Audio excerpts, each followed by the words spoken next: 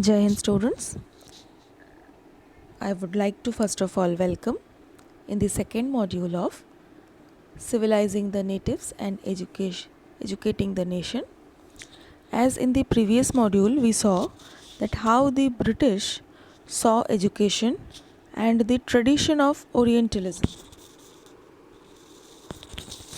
In this module we will study the education for commerce, as in 1854 Court of Directors of the East India Company in London sent an educational dispatch of the Governor General in India, issued by Charles Wood, known as Wood's Dispatch. He actually emphasized benefits of the European learning. And the benefits were mainly economic, as by the European education they can trade, they can expand the trade and commerce. They can improve moral character, the trustworthiness and honesty, and as well as supply with civil servants who could be trusted. Education departments stabilized to control education, and there were several steps taken for system of university education, like the university in Madras, Bombay and Calcutta took place during 1857 revolt. Christian missionaries criticized practical education and focused on moral character of people. Till 1813, Britishers opposed Christian missionaries, fearing that it would invoke suspicion in people.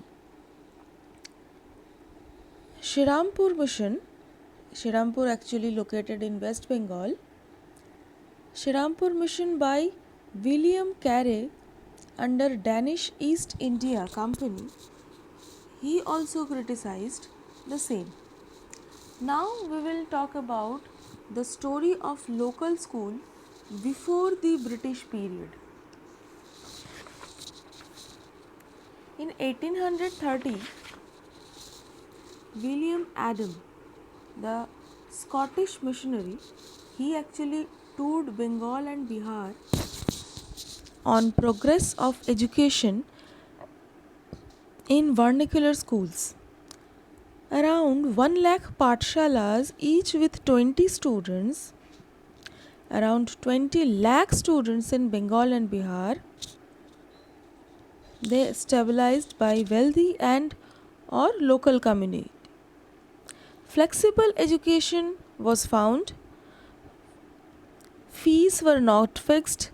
There were no facility for printed books, no separate schools buildings, no benches or chairs, no system of separate classes, no roll call registers, no annual examination, and no regular timetable. Even under a banyan tree or at Guru's home, teachers used to teach the students. And for that condition, the people who were rich, they paid more, and poor used to get education for free. Teaching was generally oral and no classes during the season of harvesting. So even peasant's child can also study. So in this module, this much only. Now stay tuned for the coming modules. Till then, stay safe, stay healthy, and Jai Hind.